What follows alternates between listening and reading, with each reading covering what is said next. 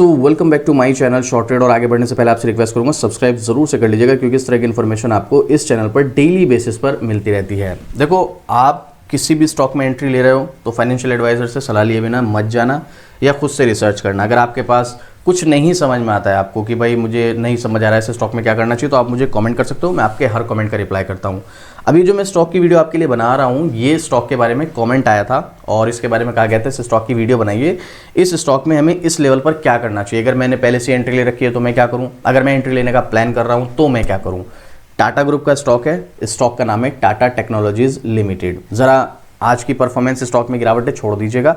अब इसकी पहले आप देखिएगा परफॉर्मेंस पिछले कुछ टाइम की कैसी रही है, क्योंकि 6 महीने में स्टॉक 40% के आसपास और पिछले 1 साल में स्टॉक 40% टूट चुका है और मैक्सिमम से स्टॉक लगभग 45% के समथिंग की गिरावट पे। मैं मैक्सिमम चार्ट दिखा देता हूँ आपको। यह है सीधा सीधा 45-46% के समथिंग स्टॉक टूट चुका है। दो चीज़ें हैं, या तो आप एक लॉन्ग टर्म इन्वेस्टर हैं या फिर आप एक शॉर्ट टर्म के लिए स्टॉक में जा रहे हैं। दो चीज़ें हैं सिंपल सी।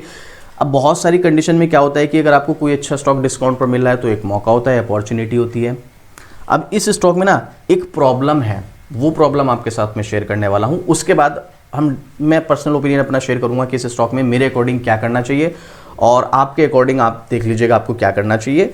क्योंकि ये स्टॉक में ना टाटा ग्रुप का भरोसा तो जुड़ा ही है, लेकिन इस स्टॉक में बहुत सारी चीज़ें अच्छी हैं, पर एक पॉइंट जो सबसे ज़्यादा कंफ्यूज कर रहा है वो क्या है, आप देखिएगा यहाँ पर। टाटा टेक्नोलॉजीज लिमिटेड के बारे इसके बारे में जो है मैं आपको मनी कंट्रोल की वेबसाइट पर सबसे पहले एक्सपर्ट्स का ओपिनियन दिखाऊंगा, उसके बाद हम आगे डिस्कस करेंगे। देखो, सबसे पहले आप यहाँ पर नाम पढ़ लीजिएगा, टाटा टेक्नोलॉजीज लिमिटेड, ठीक है।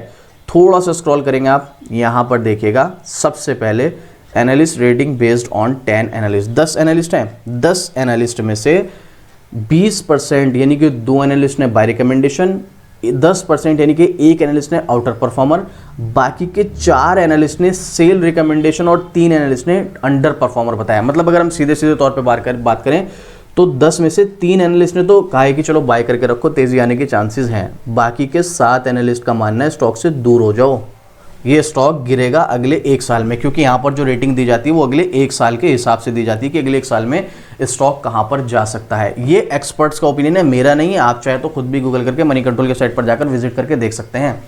इसके अलावा पब्लिक की ओपिनियन पर आओगे, पब्लिक का ओपिनियन आपको यहाँ पर 100% बाइंग देखने को मिल रहा है। चलो यहाँ तक भी ठीक है, कोई बात नहीं। तो प्रॉब्लम क्या है भाई, स्टॉक में डाउन ट्रेंड है। प्रॉब्लम क्या है, स्टॉक में डाउन ट्रेंड है तो स्टॉक में गिरावट के लिए यहाँ पर संकेत दे दिया एक्सपर्ट्स ने। अब प्रॉब्लम क्या है वो देखिएगा आप यहाँ पर, यह है स्क्रीनर की वेबसाइट। यहाँ पर मैं आपको ऐसा डेटा दिखाने वाला हूँ, उसके बाद आप मुझे कमेंट करके बताना कि यार मतलब ऐसा क्यों है, ये आप चीज़ मुझे बताइएगा। लेकिन उससे पहले अगर अभी तक आपने अपना डीमेट अकाउंट ओपन नहीं किया तो इंडिया के टॉप ब्रोकर है भाई, यहाँ पर up stocks free demat account open करने का मौका मिल रहा है आपको अप स्टॉक्स के साथ, जिसका लिंक आपको डिस्क्रिप्शन में मिल जाएगा। जाइएगा, लिंक पर क्लिक कीजिएगा और अपना डीमेट अकाउंट ओपन कीजिएगा। 5 मिनट का सिंपल सा प्रोसेस है, आप अपना डीमेट अकाउंट ओपन कर सकते हैं और ट्रेडिंग स्टार्ट कर सकते हैं, वो भी फ्री में इंडिया के टॉप ब्रोकर के साथ। चलिए वापस से हम स्क्रीनर की वेबसाइट पर चलते हैं। सबसे पहले आप इसका मार्केट कैप देखिएगा कितना है, 26,374 करोड़, ठीक है, कोई बात नहीं है। इसके अलावा आरओसी इसने ज़बरदस्त मेंटेन किया हुआ है, आरओई भी ज़बरदस्त मेंटेन किया हुआ है, फेस वैल्यू 2 है और इसका स्टॉक पी भी बहुत ज़्यादा महंगा नहीं है। और इसके अलावा कंपनी प्रॉफिट मेकिंग और अपने शेयर होल्डर्स को ज़बरदस्त डिविडेंड भी निकाल कर देती है। देखो, डिविडेंड यील्ड है, ये डिविडेंड अलग होता है, डिविडेंड यील्ड अलग होता है। ये कैलकुलेशन कैसे होती है, अगर आपको इसके बारे में जानना है तो इसके लिए भी मैं ऑलरेडी वीडियो बना चुका हूँ। प्लेलिस्ट में आप जाएंगे तो यहाँ पर आपको एक प्लेलिस्ट नजर आएगी, स्टॉक मार्केट बेसिक, इसमें मैंने इसकी वीडियो बना रखी है, व्हाट इज डिविडेंड और डिविडेंड यील्ड और कैसे कैलकुलेट किया जाता है, क्या फायदा होता है, सब कुछ मैंने डिटेलिंग वीडियो बना रखी है, आप जाकर इस प्लेलिस्ट में विजिट करके देख सकते हैं। वापस से आते हैं स्क्रीनर की वेबसाइट पर, ये सब चीज़ें देखिए। अब आप मुझे ये डेटा देखने के बाद आप मुझे कमेंट करके बताना आपको क्या लगता है इस स्टॉक के बारे में, एक्सपर्ट्स क्यों सेलिंग के लिए रिकमेंड कर रहे हैं, ठीक है। सबसे पहले आप यहाँ पर देखेंगे दिसंबर 2022 से क्वार्टर रिजल्ट का डेटा, जिसमें दिसंबर 2022 से हमारे पास डेटा अवेलेबल है स्क्रीन की वेबसाइट पर। एक भी क्वार्टर ऐसा नहीं जहाँ पर कंपनी को लॉस हुआ हो। चलो ये भी कोई बात नहीं भाई, इतना तो चलता है, बहुत सारी कंपनीज है जिनको लॉस नहीं होता है। थोड़ा सा स्क्रॉल कीजिएगा, ईयर ऑन ईयर पर 2019 से आइएगा आप यहाँ पर। 2019 से नेट प्रॉफिट का डेटा अगर आप देखेंगे तो एक भी फाइनेंशियल ईयर ऐसे नहीं जहां पर कंपनी को लॉस हुआ हो, एक भी फाइनेंशियल ईयर 2019 से यहां पर अवेलेबल है। हाँ, 2020 और 21 में थोड़ा सा कम हुआ था वो कोविड की वजह से, लेकिन उसके बाद फिर से इंप्रूवमेंट करना स्टार्ट कर दिया। जब कंपनी इंप्रूव कर रही है, सीधी सी बात है, तो फिर तो प्रॉब्लम नहीं होनी चाहिए।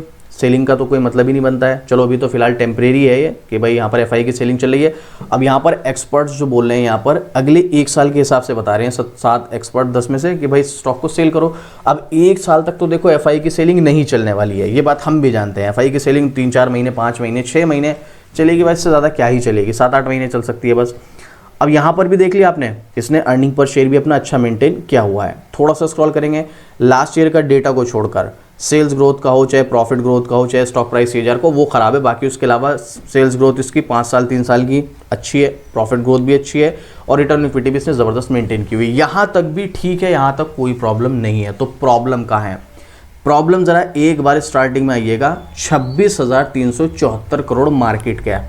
अब ज़रा इसकी बैलेंस शीट देखो आप, यहाँ पर जो सबसे ज़्यादा कंफ्यूजिंग पैटर्न है वो है ये, 260 करोड़ की बोरोविंग्स है 26,000 करोड़ की कंपनी पर, मतलब ऑलमोस्ट डेट फ्री कंपनी। इसके अलावा रिजर्व्स 3,134 करोड़ जो 2019 में 1,700 करोड़ थे, कंटिन्यू रिजर्व्स बढ़ रहे हैं। फिक्स एसेट जो 819 करोड़ के थे वो अभी 11,500 करोड़ के हैं 2019 से लेकर अब तक, मतलब फिक्स एसेट भी बढ़ रहे हैं, रिजर्व्स भी बढ़ रहे हैं, डेट ऑलमोस्ट ना के बराबर है।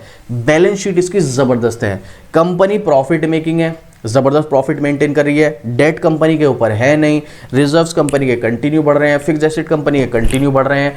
तो भाई फिर यहाँ पर एक्सपर्ट्स अगले 1 साल के हिसाब से सेलिंग प्रेशर क्यों बता रहे हैं? देखिएगा भी थोड़ा सा और स्क्रॉल करते हैं आप। इसके अलावा हम यहाँ पर कैश फ्लो की बात करें तो 137 करोड़ का पॉजिटिव कैश फ्लो है यहाँ पर। और इसके अलावा यहाँ पर शेयर होल्डिंग पैटर्न पर अगर आप आएंगे तो 55% से ज़्यादा यहाँ पर प्रमोटर्स की होल्डिंग है और यहाँ पर 3% से ज़्यादा एफआई का स्टेक है और 3% से ज़्यादा डीआई का स्टेक है। हालांकि यहाँ पर अगर आप देखेंगे तो एफआई ने थोड़ा सा स्टेक को कम किया है, यहाँ पर 3.62% से घटाकर यहाँ पर 3.10% कर लिया अपने स्टेक को एफआई ने। इसी के साथ साथ थोड़ा सा यहाँ पर इस क्वार्टर में डीआई ने भी स्टेक को कम किया, 3.44 से घटाकर 3.06% किया है। तो एफआई डीआई ने थोड़ा सा स्टेक घटाया, लेकिन उससे पहले अगर आप देखोगे तो एफआई ने और डीआई ने दोनों ने ऑलमोस्ट अपने स्टेक को दुगना किया था। 1.63% से बढ़ाकर एफआई ने किया था 3.62% और डीआई ने 1.78% से बढ़ाकर 3.44% किया था। तो ऑलमोस्ट 6% के आसपास यहाँ पर, या 6% ज़्यादा एफआई डीआई का स्टेक है।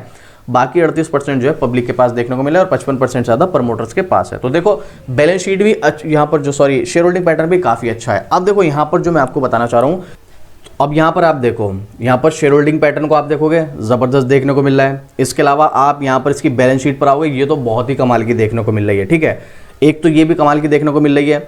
इसके अलावा आप यहाँ पर इसकी कंपनी के प्रॉफिट एंड लॉस डेटा पे आओगे तो प्रॉफिट एंड लॉस का डेटा भी ज़बरदस्त देखने को मिल रहा है। कंपनी प्रॉफिट मेकिंग है, डिविडेंड भी देती है, मतलब फाइनेंशियल तो इसके बहुत ही कमाल के देखने को मिल रहा है। कोई भी इशू हमें देखने को नहीं मिल रहा है फाइनेंशियल में। इसके अलावा अगर आपको लगता है कि फंडामेंटली नहीं है अच्छी है कंपनी, तो मैं इसके बारे में एक डिटेल वीडियो बना दूंगा अगर आप कहेंगे तो, जिसमें मैं इसके बिजनेस मॉडल, फंडामेंटल, फाइनेंशियल तो हम डिस्कस कर चुके हैं और भी डिटेलिंग फाइनेंशियल डिस्कस करेंगे और कंपनी की फ्यूचर प्लानिंग क्या है, फ्यूचर ग्रोथ के चांसेस क्या है, इस सेक्टर में कंपनी किस नंबर पे आती है, सेक्टर कितना ग्रोथ कर सकता है, पूरी डिटेलिंग वीडियो में इसकी एक बनाऊंगा जहां पर हम इसके बारे में और डिटेल में डिस्कस करेंगे। जो कि इसका मैं आपको पहले ही बता रहा हूं, बनाने से पहले काफी सारी चीजें इसमें पॉजिटिव हैं जिसमें चांसेस है कि स्टॉक ग्रोथ कर सकता है, बहुत ज्यादा चांसेस हैं। और ये कंपनी अब डिस्काउंट पर कितने मिल रही है? 1150 रुपए का हाई है और स्टॉक का प्राइस चल रहा है 650 पर, तो ऑलमोस्ट आधे पर मिल रहा है। तो ये तो एक अपॉर्चुनिटी है, सब कुछ हमें पॉजिटिव नजर आ रहा है। फिर भी यहां पर एक्सपर्ट्स ने सेल रिकमेंड किया। अब ये है सबसे बड़ा क्वेश्चन, ऐसा क्यों भाई?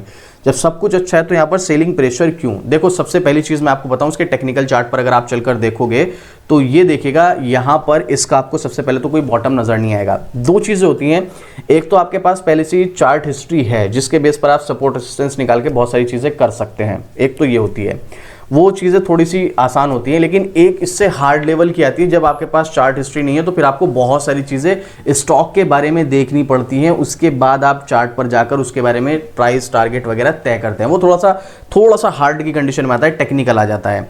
तो वो चीज़ें के लिए आपको टेक्निकल एक्सपर्टीज में एक्सपर्ट होना पड़ेगा, वो चीज़ें अलग हैं, हम उसके बारे में डिस्कस नहीं करेंगे। तो यहाँ पर आप मान के चलिएगा, देखो शॉर्ट टर्म में हमको क्या नजर आ रहा है, ट्रेंड को हम फॉलो करते हैं हमेशा, और शॉर्ट टर्म के हिसाब से ट्रेंड क्या है, डाउन, और डाउन के हिसाब से मतलब अगले 3 महीने 4 महीने 6 महीने स्टॉक और परेशान कर सकता है, ये चांसेस हैं यहाँ पर। चलो यहाँ तक भी कोई दिक्कत नहीं है। अब फिलहाल प्रॉब्लम ये है कि कुछ लोगों ने इस स्टॉक में एंट्री ले रखी है और यहाँ पर एक्सपर्ट्स बोल रहे हैं कि इसको सेल करो। अब ये जो हम डेटा यहाँ पर हमने देखा, ये वाला, ये डेटा जो होता है ना, ये लॉन्ग टर्म के लिए काम करता है, और यहाँ पर जो एक्सपर्ट्स अपना ओपिनियन दे रहे हैं वो अगले 1 साल के हिसाब से दे रहे हैं। तो दोनों चीज़ों में फर्क हो गया ना। आप इन चीज़ों में जाओगे तो ये लॉन्ग टर्म में आपको बेनिफिट देगा। लॉन्ग टर्म से मतलब आपका 1 साल से ज़्यादा की ट्रेड, चाहे वो 2 साल हो, 5 साल हो, 10 साल हो, अगर आप उसके हिसाब से जाना चाहते हो तो आप ये फाइनेंशियल डेटा के बेस पर स्टॉक में एंट्री कर सकते हैं, लेकिन बाय ऑन डिप के थ्रू। क्यों? आपको ये फाइनेंशियल डेटा भी देखना है और स्टॉक की सिचुएशन भी देखनी है, और उसके अकॉर्डिंग आपको देखना है अगर डाउन ट्रेंड चल रहा है तो अभी और नीचे आ सकता है। तो ऐसी सिचुएशन में मैं बाय ऑन डिप स्टार्ट कर सकता हूं। बाय ऑन डिप कैसे? जैसे मान लो आपको यहां पर 10,000 रुपए लगाने, एग्जांपल के लिए मान लीजिएगा, तो आप क्या करें, आप यहां पर बाय ऑन डिप स्टार्ट करें। आप इस लेवल पर 1,000 रुपए के स्टॉक ले लें, उसके बाद थोड़ा नीचे आएगा फिर 1,000 के ले लें, थोड़ा नीचे आएगा फिर 1,000 के ले लें, थोड़ा नीचे आएगा फिर 1,000 के, तो इसको बोलते हैं बाय ऑन डिप। हर डिप पर आपको कुछ क्वांटिटी को बाय करना है, चाहे वो 1 हो, चाहे 2 हो, वो 5 हो, वो आपकी कैपेसिटी के ऊपर डिपेंड करता है। तो आप उस हिसाब से स्टॉक में एंट्री ले सकते हैं। और अगर किसी ने हाई लेवल पर बाय किया है और आप लॉन्ग टर्म के लिए इस स्टॉक में एंट्री लेते हैं तो आप भी यहां पर होल्ड कर सकते हैं, एवरेज कर सकते हैं अगर आपकी कैपेसिटी है। लेकिन अगर आप शॉर्ट टर्म के लिए एंट्री लेने का प्लान कर रहे हैं तो यहां पर आपके लिए प्रॉब्लम हो सकती है, काफी ज्यादा रिस्क हो सकता है। और ये मेरा पर्सनल ओपिनियन है, हो सकता है मैं यहां पर गलत हूं। डिटेलिंग के हिसाब से इस स्टॉक में बहुत सारी चीजें अच्छी हैं, अगर आप कहेंगे तो मैं इसकी डिटेल वीडियो बना दूंगा, बट आपको इस स्टॉक में जाने से पहले एक बार अपने फाइनेंशियल एडवाइजर से सलाह जरूर लेनी है। उसके बाद आपको जो भी करना है डिसीजन, या फिर आप खुद से रिसर्च कर लो। नहीं समझ आता है, कोई भी डाउट रहता है, कॉमेंट करना, मैं आपके हर कॉमेंट का रिप्लाई करूंगा। और इस स्टॉक के बारे में आपका क्या ओपिनियन है, अपना ओपिनियन भी कॉमेंट करके जरूर से बताइएगा। और इस तरह की डेली अपडेट के लिए शॉर्ट ट्रेड को सब्सक्राइब भी जरूर से कर लेना। तो चलिए मिलते हैं फिर से इसी तरीके एक और जानकारी के साथ। जय हिंद।